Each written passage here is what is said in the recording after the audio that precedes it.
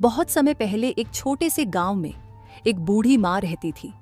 उसका नाम गंगा था। उसके 3 बेटे थे, राजू, श्याम और मोहन।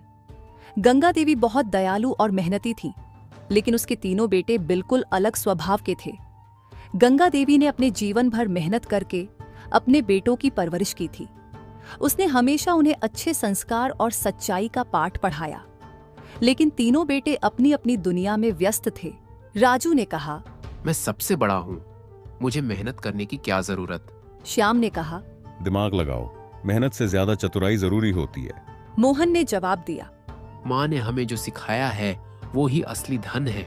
गंगा देवी ने तीनों बेटों को बुलाया और कहा, बेटा, मैं अब ज्यादा दिन नहीं रहूंगी, लेकिन मेरे जाने से पहले मैं देखना चाहती हूँ कि तुम तीनों में से सबसे योग्य और समझदार बेटा कौन है।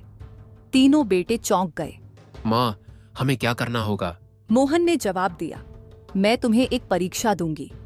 अगर तुम तीनों इसे पार कर लोगे तो मैं अपनी सारी संपत्ति और आशीर्वाद उसी को दूंगी जो सबसे योग्य होगा। गंगा देवी ने तीनों बेटों को एक एक थैली दी। हर थैली में कुछ सिक्के थे। फिर उसने कहा, तुम्हें इन सिक्कों से कुछ ऐसा खरीदना होगा जिससे पूरा कमरा भर जाए।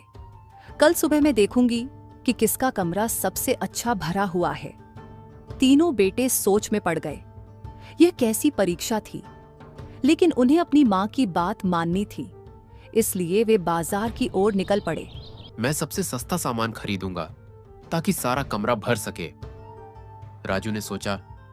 उसने बाजार से सूखी घास खरीद ली। माँ को चकमा देना आसान है, मैं सस्ते कचरे से पूरा कमरा भर दूंगा, श्याम ने कहा, और उसने पुरानी रद्दी और कचरा खरीद लिया।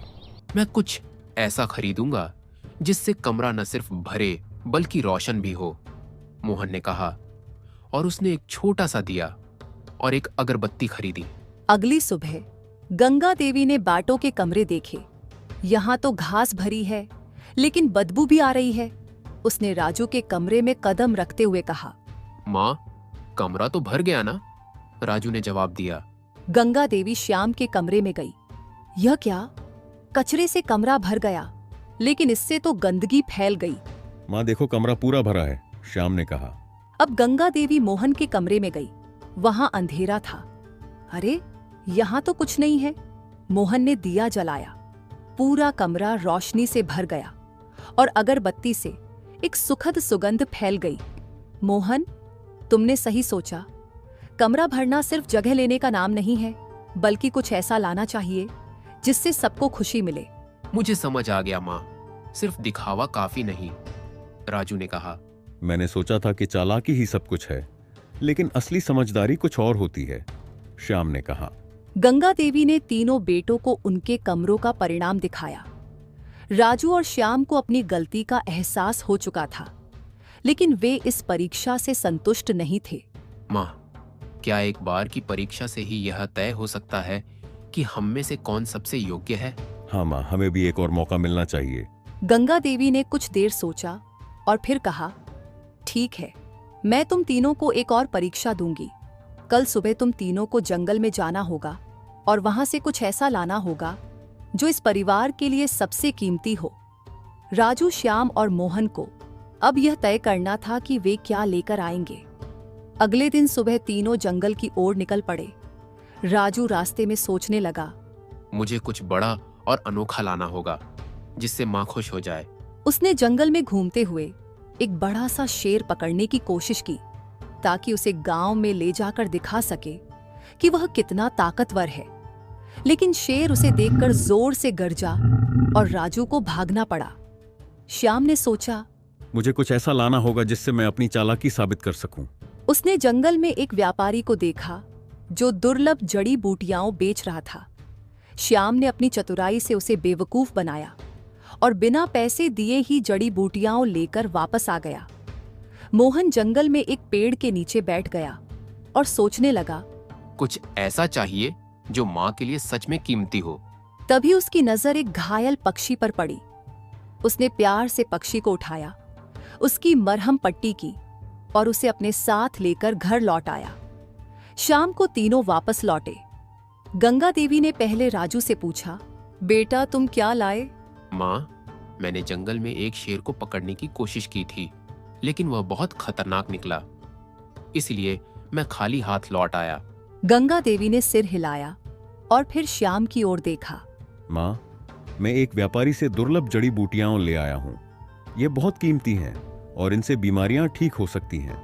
गंगा देवी ने जड़ी बूटियां देखी और फिर मोहन की ओर देखा। मोहन, तुम क्या लाए?